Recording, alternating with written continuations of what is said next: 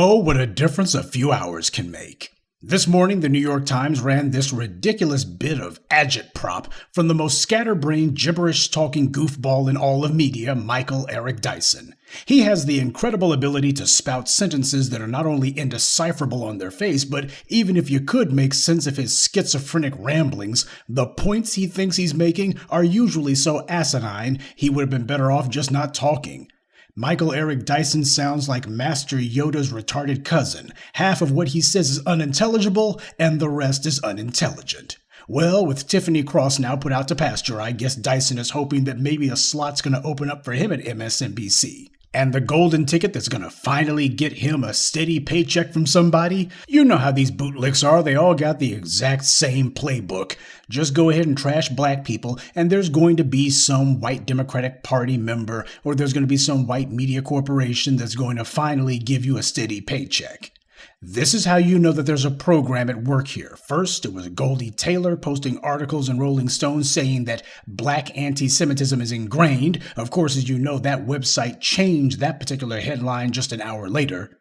And today, the New York Times is giving Michael Eric Dyson a platform to do the exact same thing. This is a steady drumbeat that the white media is keeping up. And you notice that they're using front Negroes to do it.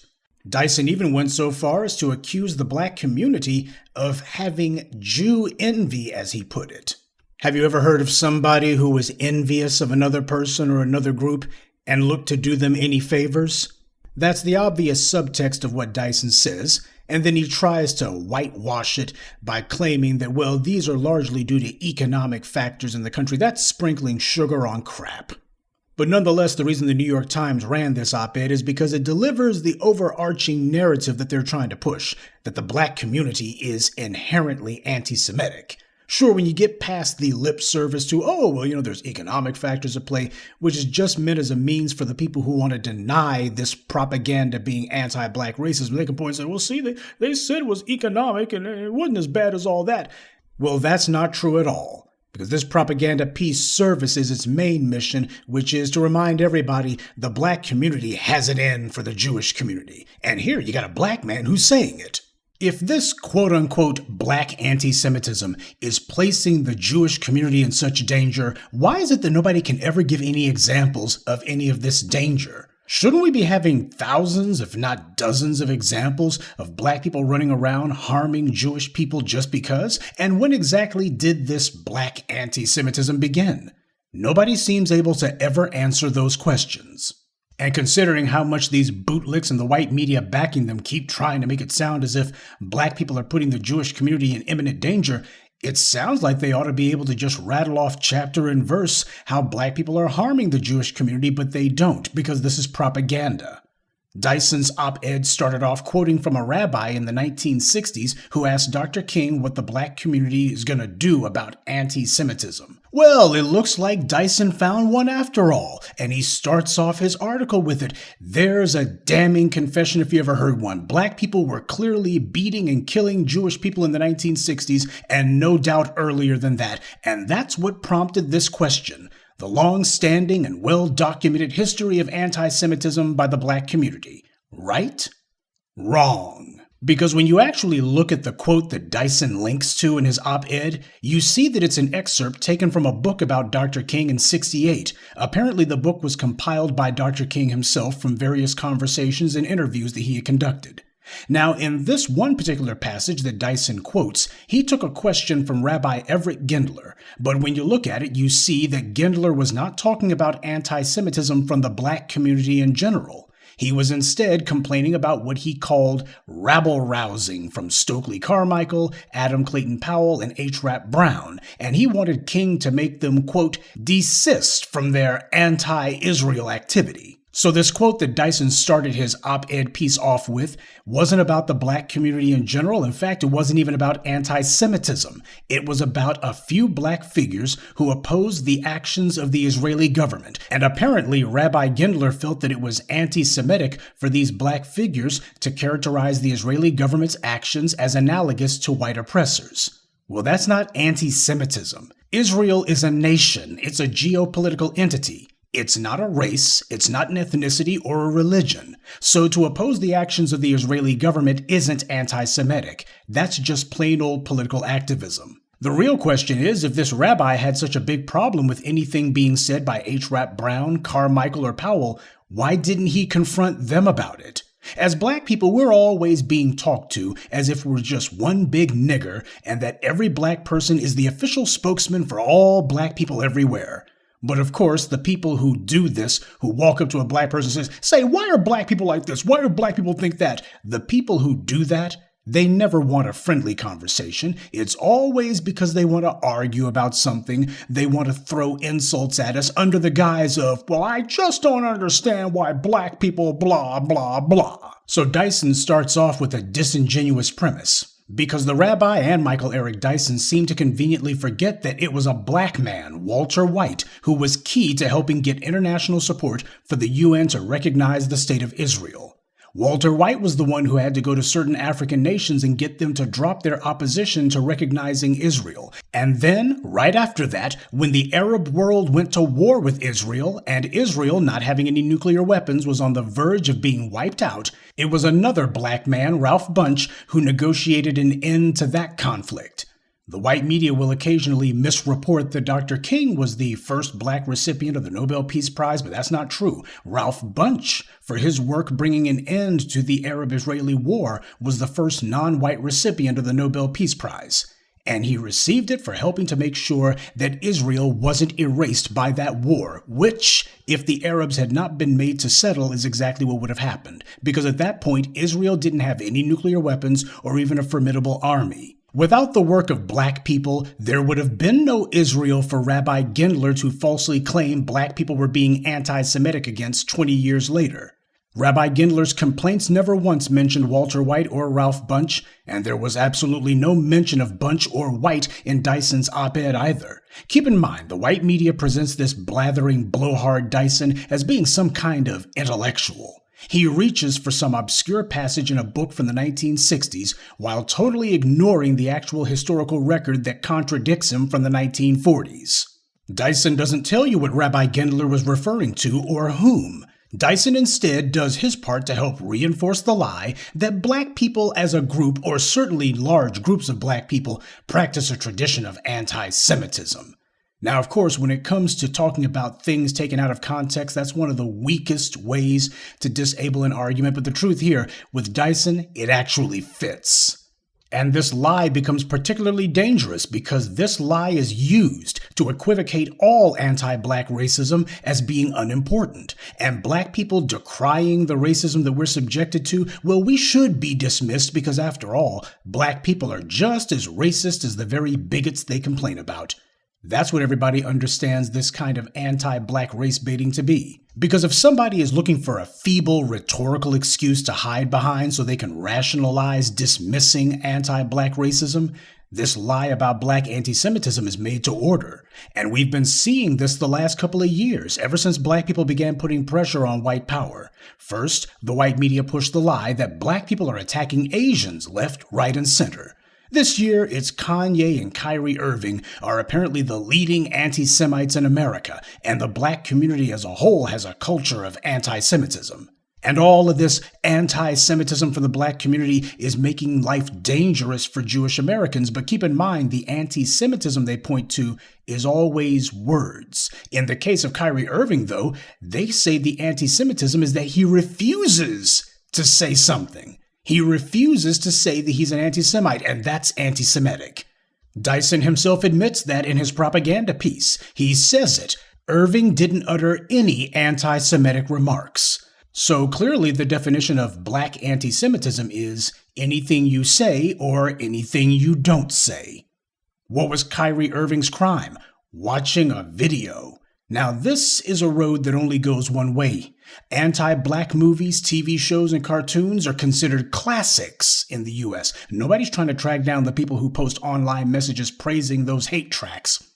Because many of the people that we see pretending to be outraged about Kanye and Kyrie, these are the same people who consider D.W. Griffith's Birth of a Nation, The Jazz Singer, Song of the South, and other racist dreck to be classics. And they'd be the first ones ready to fight if you said that someone needs to be punished or otherwise excoriated for watching and endorsing those films.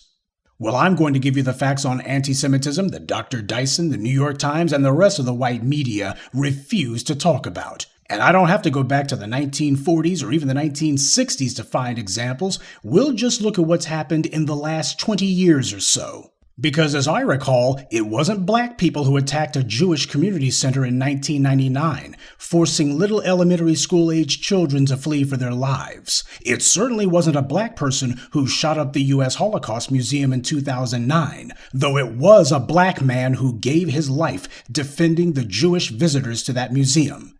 Is this the black anti-Semitism that Rabbi Gendler, Goldie Taylor, and Michael Eric Dyson keep on about? It wasn't black people who carried out the 2014 Jewish Community Center attack in Overland Park, Kansas, which killed 3 people. It wasn't black people who carried out the Tree of Life Synagogue massacre in 2018, in which 11 people were killed. In 2019, a man stormed Chabad of Poway Synagogue with an AR-15, killing 1 worshiper and wounding 3 others. It wasn't a black person who did that. Just last year, you had a mass brawl break out in Times Square when Jewish American and Palestinian Americans were literally fighting in the streets. I can't show you the video because YouTube would automatically restrict this video, but black people weren't the ones snatching flags from Jews who were there or beating people up. This is anti-Semitism. This is actual violence being carried out, not some words from a bipolar rapper or silence from a basketball player who did nothing wrong, by the way. The white media and their Negro minions, these bootlicks, they've got all of this outrage and all of this indignation for some words or for silence. But you notice that none of them is saying a word about actual actions, people being killed. They're not saying anything at all about that, because that goes against the narrative. And the through line that all these rhetoricians keep spouting is that Kanye West has a young audience. Kyrie Irving has a young audience. They're the threat. Notice how the goalposts have moved. Okay, the threat's not Kanye West or his words. The threat is not Kyrie Irving's silence. I don't see how the hell Kyrie Irving is supposed to inspire or motivate or influence anyone to carry out any anti-Semitic violence when he's literally not saying anything. And of course, the people who have claimed this absurdity, they've been confronted on this, and now the talking point that they're using is, well, they know that Kanye's not going to do anything to harm anyone, and they know that Kyrie's not going to harm anyone either, but it's the young black people who listen to Kanye. It's the young black people who watch Kyrie Irving play. It's their fans, the young black men. They're the threat. Judy Gold is a comedian and friend of Dave Chappelle. She's also the author of Yes, I Can Say That. When they come for the comedians, we are all in trouble. Jews are in a really scary place. And you think about Kanye and you think about, or Ye, and you think about Kyrie, and you think about their reach. They have more followers than there are Jews in the world. We are 2% of the population of the United States. And we're 0.2% of the population in the entire world. So when you are sending a link about a movie that denies the Holocaust,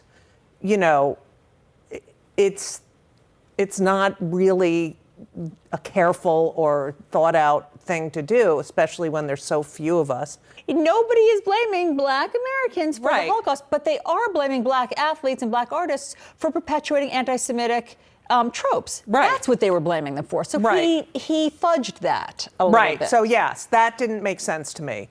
Is this woman high? First of all, Kanye West can't even get his audience to vote for him for president. All he can do is get them to buy his albums. That's it.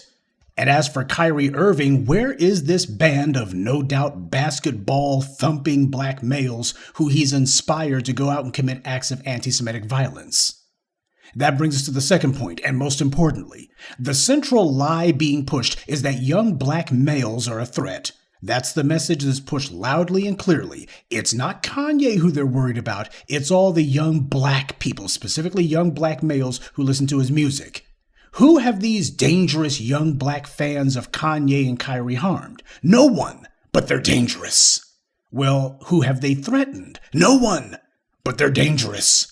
Well, have they even spoken out of turn to anyone? No, but they're still dangerous.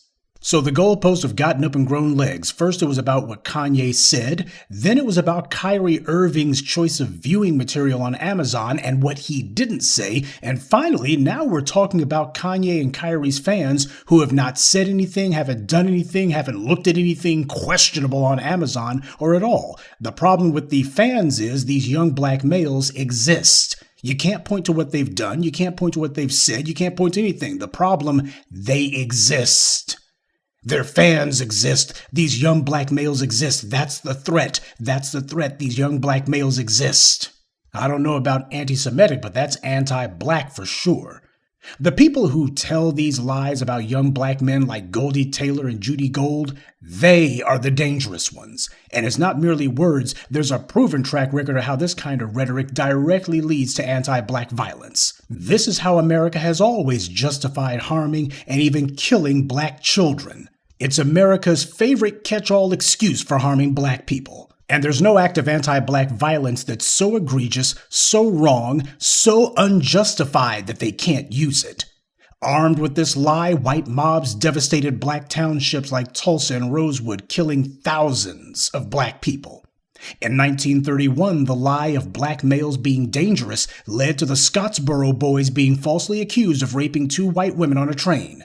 These boys were teenagers between the ages of 13 and 19, and yet they were convicted based on nothing other than a lie, and 8 of those 9 boys were sentenced to death. The Scottsboro boys would eventually be exonerated and released, but the lie of black males being dangerous, being used as a justification to harm black children would continue. In 1955, Emmett Till would be kidnapped and tortured to death after a white woman falsely accused him of whistling at her. She, by the way, is still alive, but the government refuses to hold her accountable. And while the white media falsely claims that this satanic crime awakened the nation to the evils of racism, the reality is nothing changed. In 1984, Bernie Goetz shot 4 black teenagers. He claimed that they were trying to rob him, but as it turned out, at least one of the youngsters was hiding when Goetz went on his shooting spree. Goetz was so terrified of these dangerous black teenage males that he calmly walked up to one of them and said, "You don't look too bad, here's another," before he shot the young man in the back, paralyzing him and inflicting permanent brain damage. In 1989, the Central Park Five were falsely accused of raping a white woman. Even after the real assailant was caught and the case roundly proven to have been a racist lie, Michael Bloomberg stonewalled any efforts to make restitution to the victims of that racist lie. And it goes on. The lie about young black males being dangerous just because has been used to justify the murders of Trayvon Martin, Freddie Gray, Michael Brown, Tamir Rice, etc.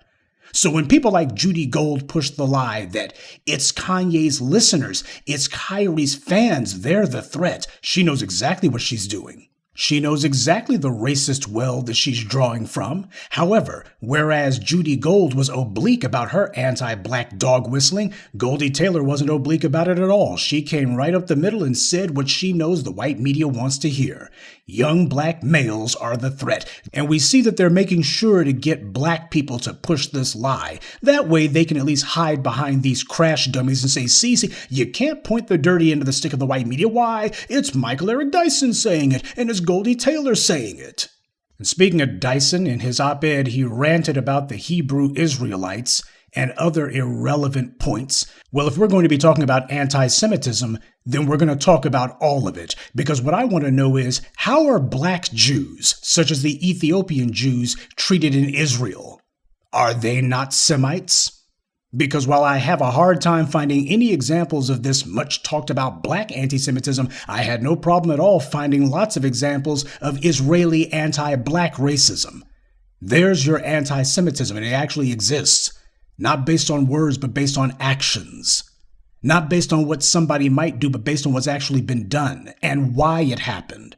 Now, people like Dyson, who spend far too much time around a poor element, they try to rationalize the lies that they tell about the black community by basically saying, well, we're all human beings, and as such, we are all prone to the exact same shortcomings and failings and moral flaws. Why, we're all exactly the same.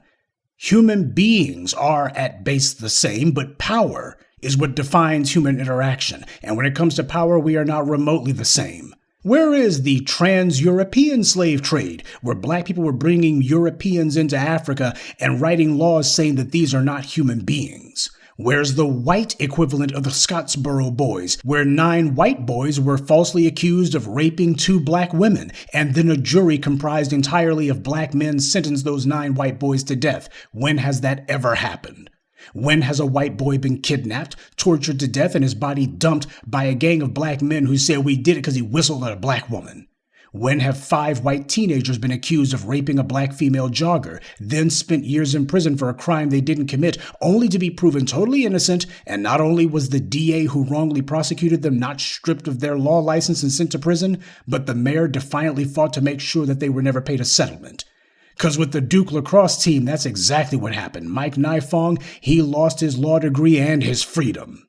And none of the Duke lacrosse players spent even a day in jail, and nobody would dare fight to deny them a settlement of any sort. When has a black police officer shot a 9-year-old white boy playing in a playground and not even been prosecuted for it? Because that's exactly what happened with Tamir Rice. No, we are not the same, because this society is defined by anti-black racism and it doesn't treat us all the same. Now, that's all what happened this morning. But as of this recording, Kyrie Irving has reportedly apologized. For what, though, I don't know. Meanwhile, Amazon's not being lectured or described as a hotbed of anti-Semitism, and all the blackface and other anti-black racist movies are freely available on that website, and nobody's going after the people who buy those hate tracks. This is about reminding the country who the designated enemy is. It doesn't matter who's actually shooting up the synagogues, community centers, and Holocaust museums.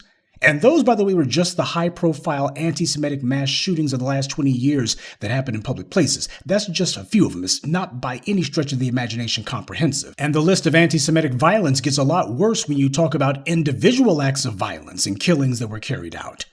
There is a violent anti-Semitic threat in American society, but Goldie Taylor, Judy Gold, and Michael Eric Dyson are saying nothing about it. Judy Gold, Goldie Taylor, and Michael Eric Dyson are liars and cowards. It's easy and cowardly to level false accusations at the most powerless segment of the society and to repeat lies that have been used for over a century to justify the false incarceration and even murder of black children. It's easy to do so because there's no punishment for it. In fact, you get praised for it. You get elevated in political and corporate circles for doing so. Well, we have to push back against these anti-black narratives, because a people who won't say anything while the society demonizes their children literally for doing nothing are also a people who won't do anything when those same forces harm their children. And make no mistake, the anti-black propaganda coming from the Judy Golds, the Michael Eric Dysons, and the Goldie Taylors is meant to do exactly that. Good evening, and be one. I'd like to take a moment to mention some of our contributors. Eve, Codified Trucking, Morris Bodden, Black to Deaf, and Isaac. Salute to them and thank you to everyone for listening, liking, and sharing this message. Black empowerment only exists because of you.